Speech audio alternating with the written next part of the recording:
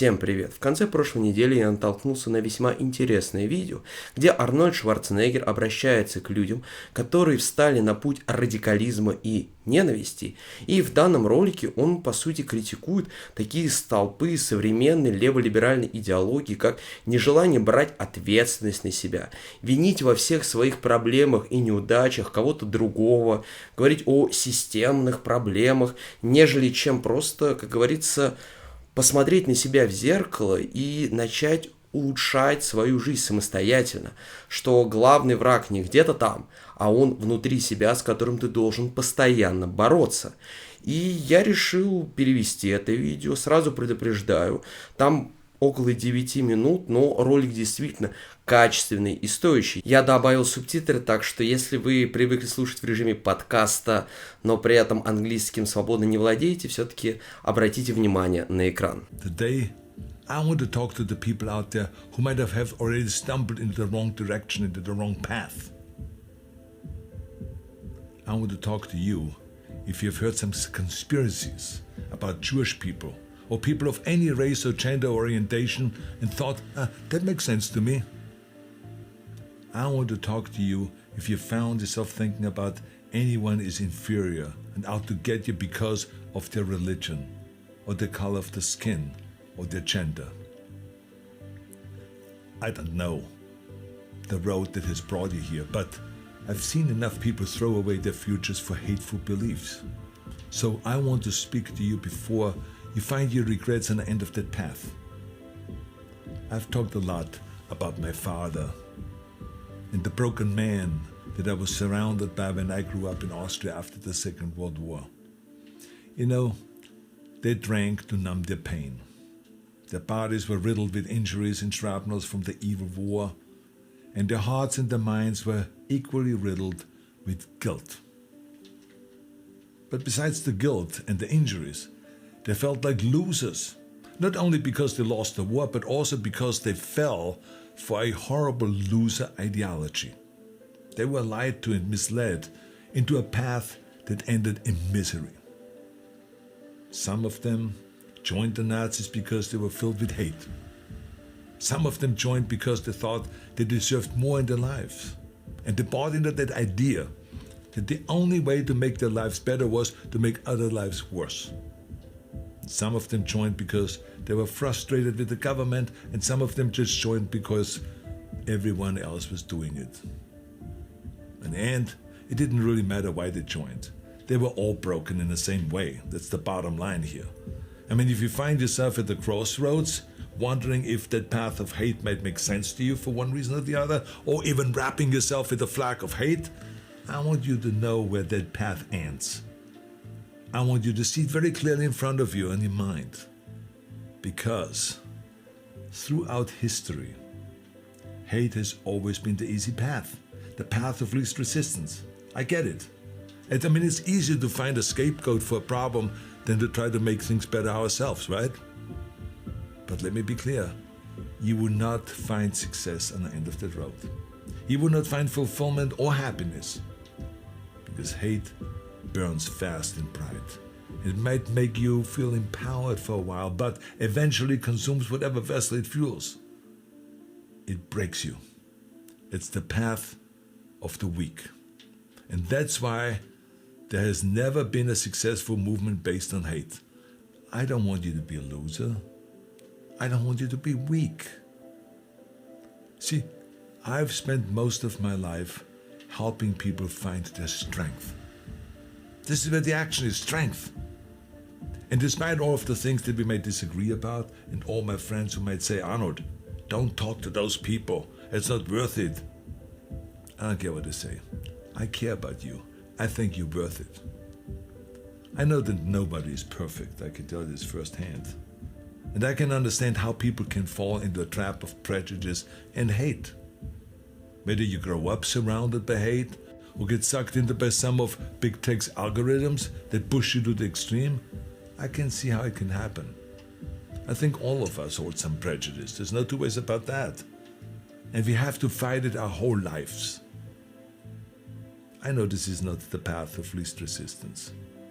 It's easier to just throw around some bogus science claiming that you're superior to someone else than it is to actually work on becoming better yourself. It's easier to make excuses that the Jewish people conspired to hold you back than it is to admit that you just needed to work harder. It's easier to hate than it is to learn. It's easier when someone challenges you to get hurty feelings and to go and find some echo chamber that will tell you that you are right and they're wrong. But remember, easier isn't better. It isn't. When you spend your life looking for scapegoats, you take away your own responsibility. You remove your own power. You steal your own strength. Nobody who has chosen the easy path of hate has gotten to the end of that road and said, "Oh, what a life." No. They die as miserably as they lived. No matter how far you've gone, I want you to know that you still have the chance to choose a life of strength. But you have to give up your war against everyone that you hate. Let's give up that war. Whether you hate them because of their color of the skin, or their religion, or their gender, or their sexual orientation, it doesn't matter. Give it up. Give up that war. You know, the war that you have to really fight is the war against yourself. You have to fight a war against yourself. And it is not easy to look in the mirror and to change your own life. It's hard as hell. You have to take responsibility. You have to learn new things. You have to feel uncomfortable. Good, because discomfort is how we grow. That's how we become strong. If you run away from discomfort and resistance your whole life, you will always be weak. Just think about the gym, for instance. Now, that's where I learned most of my lessons, right? The muscles only grows from resistance. You have to struggle. You have to build strength. The more I force my hands against that steel bar, the bigger the biceps get and the stronger they get. When I was trying to squat 600 pounds and bench press 500 pounds and deadlift 700, it didn't feel like a walk in the park. It wasn't easy, no. I was uncomfortable. It was painful. I mean, look at those photos. I was struggling. I was crying out loud in pain. You know something? Your mind and your character are no different than your body and your muscles. If you want to grow as a person, you really have to make friends with pain. Embrace the discomfort. Enjoy the struggle. You have two paths in front of you right now. One of them is going to be the harder one today. It's going to be downright painful. You will have to force your brain to think in new ways. You might lose some friends who want to hold on to their weak beliefs. But as you pull yourself away from that anger and that hate, eventually you will start to feel empowered. You will realize that you have the greatest power of all, the power to change your own life. You will be stronger than you've ever known. The other path is easy, much easier. You don't have to change anything. Everything in your life that you aren't happy about can be someone else's fault. You can keep fueling yourself on that sugar high of hate. But the end of that road isn't pretty. I've seen it with my own eyes. You will end up broken, searching for ways to numb your pain and your misery. See, I don't want you to go through all of that. It's unnecessary. Let me tell you something. When I walked through that camp in Auschwitz, and I put myself in the shoes of those people herded into those gas chambers, it was horrifying. One of the darkest moments of my life. But in that darkness, a woman who survived the horrors of Auschwitz helped me find the light. I spent some time with her. Had a wonderful conversation with her. And she told me that the Nazis could conquer cities and countries. They could take her freedom, her friends, her family, even her life. But they could never conquer her mind. Pfft. What strength that woman had. Wow. So, the bottom line is, I don't care how many hateful things you may have written online. I don't care how often you've marched with carrying that hateful flag, or what hateful things you may have said in anger. There's still hope for you. There's still time for you. Choose strength. Choose life. Conquer your mind. You can do it. Thank you very much for listening. И здесь, я думаю, многие люди, которые следят за американской политикой, очень сильно удивились, когда еще просто увидели название, и уж тем более посмотрели это видео. Возможно, я провел какие-то манипуляции, не знаю, может, это вообще дипфейк. Но на самом деле нет. Я там вырезал пару моментов, но в целом это практически вот непрерывное видео, как оно было загружено в твиттер Арнольда Шварцнегера. Я четко его перевел. Так почему же Арни вот так критикует, казалось бы, леваков? Ведь он хоть и был губернатором Калифорнии от республиканской партии, но он сейчас является таким классическим носорогом, ну то есть Rhino, Republican in name only. Он активно поддерживает ЛГБТQ сообщество и в целом их идеологию, называет Грету Тунберг героем, выступает за массовую миграцию и легализацию нелегалов, которые уже сейчас находятся в США, ну то есть от настоящего консерватора в нем практически ничего не осталось. Однако, все-таки кое-что, вроде стремления к личной ответственности и отказ от синдрома жертвы у него есть. И по большому счету я взял это видео и лишь поменял некоторые фотографии и плакаты. Соответственно, с ультраправых протестов, где там всякие алтрайты выходили, на протесты БЛМ или погромы антифы. Вообще это видео, конечно, было приурочено к памяти жертв Холокоста, поэтому в конце он говорит про Освенцим, и большой упор здесь именно на антисемитизме, а, скажем, не на расизме. Но мы с вами понимаем, что в современном, ну, по крайней мере, западном обществе основной антисемитизм идет не от каких-то там правых радикалов, а от радикалов, которые являются представителем вполне определенной религии. Ну а в некоторых пригородах Франции человеку в кипе вообще небезопасно ходить. Это довольно старый ролик, я уже его не раз показывал, но человек вот гулял по пригороду Парижа, его оскорбляли, плевали в его сторону и так далее. Это все посреди бела дня. Если бы это было ночью или поздним вечером, там бы ситуация могла бы эскалироваться еще больше. И учитывая все это, и то, что Арни в своем ролике говорил такими общими словами, там, не называя там конкретной идеологии, ну, кроме нацизма, понятно, этот ролик отлично подходит для вот критики леволибералов, потому что они же реально стремятся к тому, чтобы оправдать любую ненависть по отношению к белым людям.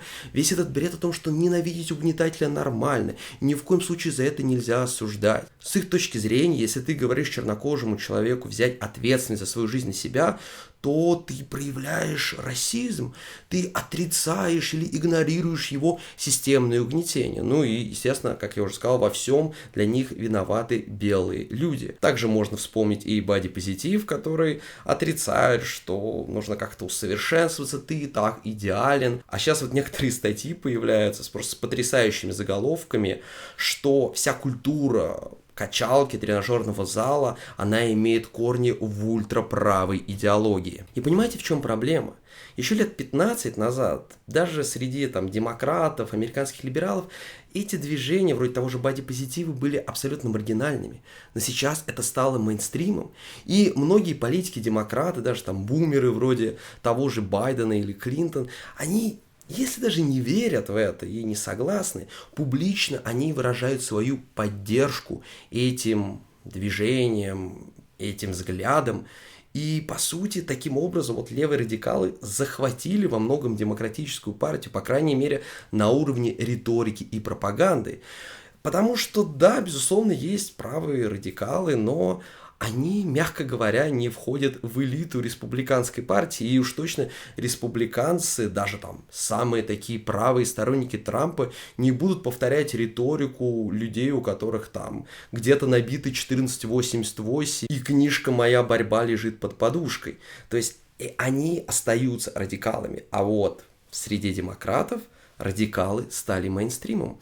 Поэтому вот неплохо так получается, что видео, которое вроде как критикует ультраправых, по сути, куда лучше подходит для критики современного американского левого движения, в частности, демократической партии. И еще тоже очень показательный момент, который заключается в том, что демократы любят говорить, какая у них сильная эмпатия, как они беспокоятся о других людях, а вот эти все правые консерваторы, они жуткие эгоисты. Хотя при этом абсолютно все исследования показывают, что люди правых взглядов в США куда больше тратят на благотворительность и, соответственно, больше вовлечены в жизнь своего сообщества. И не вот этого, знаете, сообщества ЛГБТQ, а вот реально сообщество того, где ты живешь, твой, может быть, небольшой город или твой район. То есть вроде как люди с огромной эмпатией в основном эту эмпатию проявляют в Твиттере. А злобные эгоисты, они по факту помогают людям. Кстати, в случае России это тоже довольно заметно, потому что многие эмпатичные твиттер-активисты, по сути, зачастую никак не помогают людям, оказавшимся в сложной ситуации. А вот злобные правые националисты, они стараются и по мере возможности людям помогают. Но это тема для следующего ролика. Как бы там ни было, я надеюсь, вам такой экспериментальный формат ролика понравился. Если это так, то не забудьте поддержать его лайком, написать комментарий и поделиться им. Кроме того, у вас есть возможность задать мне вопрос. Вы его можете написать на ask.vatlib@mail.ru, но при этом я его заранее знать не буду. Доступ к этой почте есть у моего товарища. Он будет аккумулировать ваши вопросы, и затем мы запишем традиционное ежегодное интервью. Я думаю, где-то в конце весны. Так что у вас еще есть возможность, присылайте свой вопрос на этот почтовый адрес. А если вам очень нравится мой контент, вы можете меня поддержать при помощи Boosty, за что будете получать ранний доступ к новым роликам, причем без какой-либо рекламы. И как всегда, спасибо за внимание. С вами был Ватный Либерал. До новых встреч!